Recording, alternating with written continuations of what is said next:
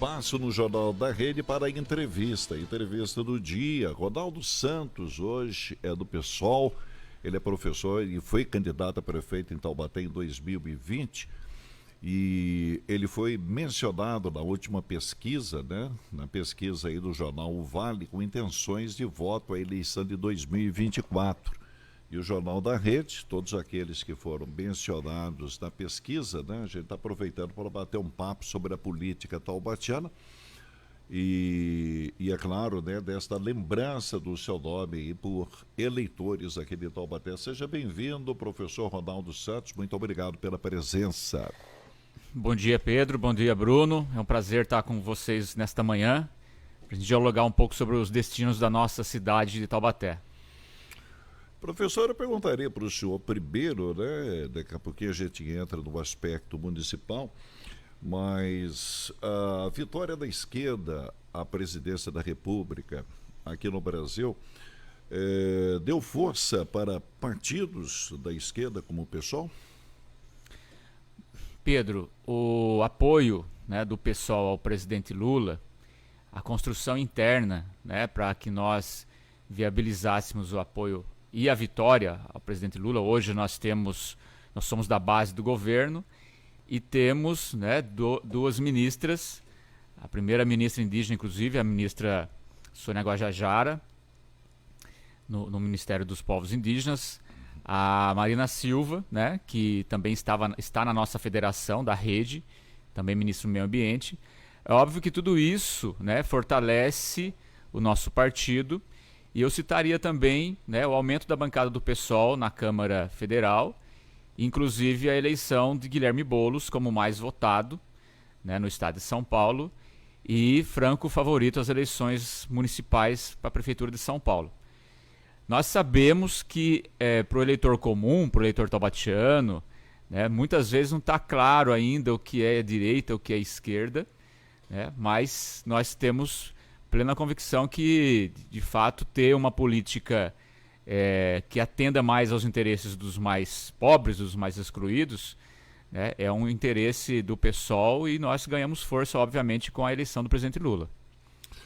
Perfeito, né? Totalmente alinhado com o presidente dentro daquilo que ele está colocando em prática no início do seu governo, ou algumas questões aí podemos dizer, são contrárias da sua forma de entender a política? Então, obviamente que esse governo do presidente Lula é um governo de reconstrução nacional. É um governo que vem, né, após aí 4 anos de destruição de muitos direitos, né, de retirada de direitos em especial, e é um governo de coalizão. Né? Não é um governo de esquerda. O governo do presidente Lula é um governo, podemos dizer, de centro, inclusive, né? Porque boa parte da bancada, né, de sustentação no Congresso é formada por partidos que sempre estiveram no poder, né? Já estiveram no poder com o anterior presidente e agora flertam de novo, né, com as emendas parlamentares. Então, obviamente que o PSOL é um partido bastante crítico, né, e nós temos divergência. Né, inclusive na votação do arcabouço fiscal, né, nós entendemos, o PSOL votou majoritariamente contra o arcabouço fiscal, né, apesar de saber que é um esforço para tirar o Brasil do teto de gastos, que o teto de gastos ele estrangula a economia e principalmente no investimento em políticas básicas, né, saúde, educação, enfim. Então o PSOL é um partido crítico, continua sendo crítico, né, e quando precisar ter divergência para puxar o governo para um espectro mais esquerdo no Congresso, isso ele vai fazer. Bruno Lemes. A respeito já do cenário local, né, como a gente destacou no início da entrevista, até o seu motivo principal por estar aqui é justamente ter sido mencionado nessa pesquisa realizada no mês de maio de 2023, um ano e pouco antes de uma eleição municipal. Como que você vê o cenário político do município diante do fato de que já surgem nomes, o seu nome é mencionado nessa pesquisa? Como que você vê todo esse contexto e você inserido nela? Bruno, infelizmente, né, contrastando aí até com o cenário nacional, o prefeito Saldi não faz um bom governo, né? Infelizmente. Infelizmente porque para todos nós que somos taubatianos, nascemos, moramos aqui, né, é muito ruim ver ainda as filas, né, das cirurgias, as unidades básicas de saúde, né? Às vezes nós não temos ainda todos os médicos. Infelizmente, a política de terceirização da saúde, né, com as UPAs, né, com falta de medicação, com falta de insumos básicos, né? Enfim, são muitos os problemas municipais. Então, ter o meu nome lembrado pela pesquisa, e obviamente que estamos fazendo essa discussão com a sociedade, com o meu partido, com a minha federação, que é a Rede Eu PSOL, né, para que nós tenhamos uma candidatura de esquerda em 2024. Acho que é muito importante a gente perceber que Taubaté, né, com todo o seu potencial agora aí com 301 mil habitantes, não pode ficar à margem e nós não podemos perder a oportunidade, né, de inserir Taubaté mais ainda no cenário nacional, seja nas questões do turismo, né, não apenas política de geração de emprego, né, como por exemplo é o caso atual, né, da fábrica, ou melhor, da estrutura da Ford, sendo propagandeada aí a cessão, né, ou a venda para a instalação da CSN, sem fazer a discussão e sem esperar a própria CETESB emitir um laudo, porque a CSN em Volta Redonda é uma empresa extremamente poluente. E a Ford em Taubaté, quando se instalou, né, lá pelos anos de 1960, não tínhamos o contingente, né, urbano próximo à Ford que temos hoje. Então essas questões precisam ser discutidas, as questões ambientais, as questões de saúde, de educação, de geração de empregos, e nós da esquerda, nós do PSOL, acreditamos que podemos contribuir com esse debate. Quando você diz, professor, sobre o futuro político, né, e a análise em cima da atual gestão, ou seja, do prefeito Saldi, você pede uma mudança radical política para a cidade de Taubaté, ou a volta dos mesmos moldes políticos dos últimos anos que foram colocados em prática aqui na cidade de Taubaté, envolvendo terceirizações, envolvendo passar responsabilidade para outros em vários segmentos? Qual é a visão? Pedro, eu acho que nós precisamos ter claro que o prefeito ele precisa ter coragem para administrar a cidade. Se nós temos um prefeito, esse e os anteriores também, que terceirizam setores cruciais da administração pública, né? Eu citei o caso das UPAs, temos o caso também na educação, que boa parte hoje dos funcionários, né, são terceirizados, as chamadas OS, que no caso aqui em Taubaté, professores oficineiros que são contratados para aumentar aí a chamada escola de tempo integral, né? O contrato que foi feito na gestão passada, né, milionário com a Eco Taubaté, e a gente ficou bastante surpreso quando ao final da própria campanha, né, estava no contrato da Eco Taubaté, inclusive a educação ambiental. Então essa política de terceirização fica muito prática para o prefeito, porque são empresas, né, se cercando, fazendo lobby na administração pública, empresas que obviamente precisam tirar o seu lucro, né, em cima dessas terceirizações, dessas concessões, e os funcionários, né, com recursos, com salários baixos, né, com poucos direitos trabalhistas, porque não são funcionários de carreira. Nós sabemos que em Taubaté a crise do Instituto de Previdência do município, ela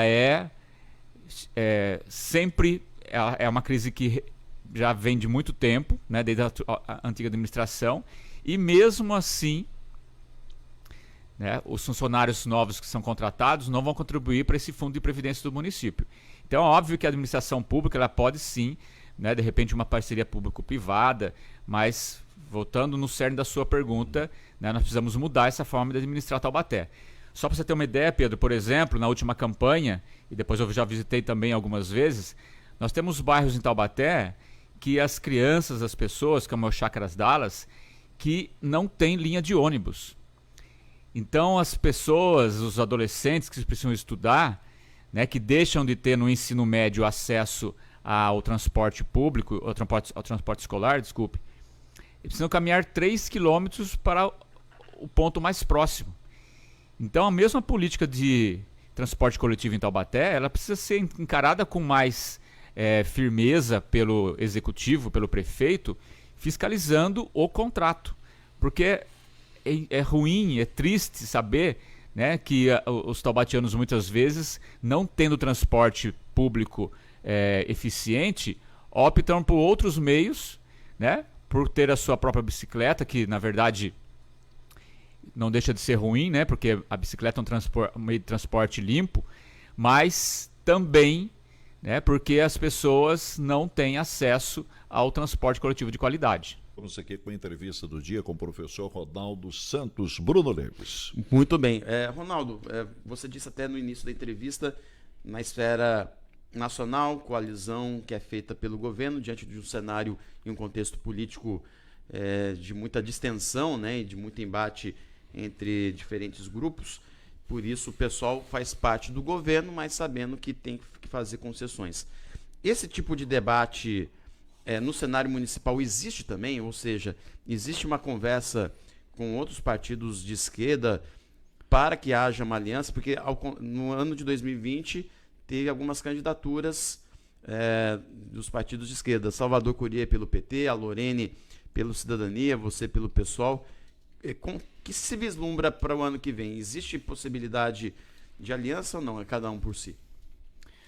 Ô Bruno, acho que nós precisamos ter maturidade na política, né? Nós não podemos ter a ilusão que uma candidatura de esquerda em Taubaté hoje ela parta ali de um patamar mínimo, né, sozinha, para poder chegar no segundo turno e nós governarmos essa cidade de uma maneira mais transparente, mais comprometida com a população.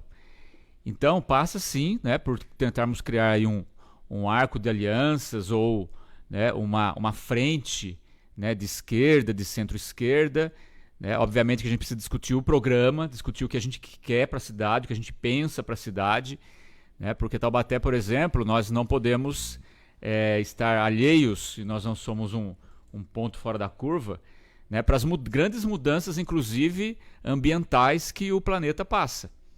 Se a gente teve aquele episódio, né, da cidade toda alagada esse ano, né, por conta de chuvas torrenciais, nós não podemos cair num pretexto, né, de dizer porque Deus quis ou porque Deus quer.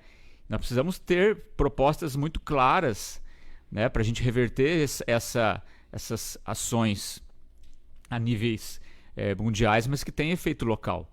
Então a gente quer colocar a pauta ambiental, né, que é uma pauta que muito me agrada, né, não por uma questão... É uma questão de sobrevivência de cada um de nós, né, mas como biólogo, ambientalista, precisamos colocar na pauta de Taubaté a água que nós bebemos, né, a qualidade dessa água, de onde que vem essa água, né. Precisamos colocar na pauta também, né, o custo do resíduo do esgoto, né, aqui na cidade. E obviamente tudo isso é discutido num plano de governo.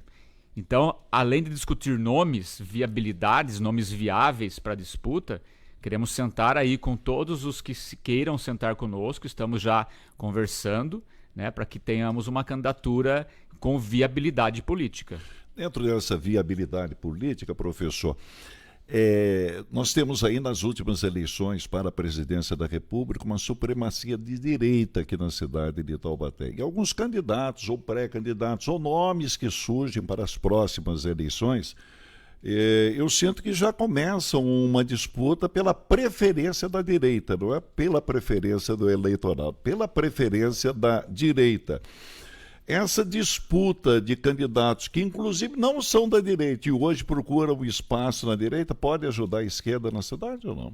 O senhor entendeu a pergunta? Entendi sim, Pedro. Pedro, eu acho que assim, infelizmente nós carecemos ainda no Brasil de uma reforma política. né, o Instituto da Cláusula de Barreira, para que os partidos menores atinjam uma votação mínima no país inteiro, numa tentativa, inclusive, de melhorar o debate político e melhorar a percepção do eleitor, o que é ser esquerda, o que é ser de direita. Né? Então, muitos políticos, infelizmente, pulam de partidos em partidos conforme as suas conveniências pessoais e não por ideologia. Então, se a gente fosse conversar, por exemplo, o que seria ser de esquerda em Taubaté ou ser de direita em Taubaté, né, as pessoas às vezes associam o candidato ao político, né, mas não sabem, o político ao partido, melhor dizendo, ou não sabem definir propriamente o que seria de direita e de esquerda. Então, essa supremacia da direita, né, na cidade, porque o MDB está hoje, né, no Palácio Bom Conselho. Por outro lado, o MDB também é um partido da base do governo Lula. Então, o eleitor, né, muitas vezes, esse papo de direita e de esquerda, ele é muito utilizado, né, até como uma forma de manipulação. Né? Talvez a melhor percepção do que seja ser de esquerda, né, é ter uma economia, também uma economia forte, controle dos gastos, né? Mas, obviamente, que um melhor olhar, uma maior atenção, né, para os direitos sociais da população. Como eu estava dizendo anteriormente, em Taubaté ainda temos aí por volta de 1.000 crianças na fila por creches, né, que é na educação infantil. Né? Faltam insumos nas UPAs. Então, essas questões que a gente tem colocado... Né? Agora, dê uma visão aí, nas últimas eleições, o senhor participou como candidato a prefeito. No segundo turno, como é que ficou o seu partido? Ele apoiou o Saldi ou ele apoiou a Lorene, que foram para o segundo turno? Nas últimas eleições, o pessoal liberou seus filiados. Né? Nós não tomamos uma posição oficial, né, do partido, nem apoiando o Saldi, nem apoiando a Lorene, porque nós entendíamos, isso talvez tenha sido o ponto-chave do nosso debate, porque nos debates, nas conversas, né, ainda no debate da Band que eu participei, né, e depois no debate da TV Câmara, eu colocava que os projetos, né, para a cidade, o programa, tanto da Lorene quanto do Saldi, eles tinham muito pontos de convergência.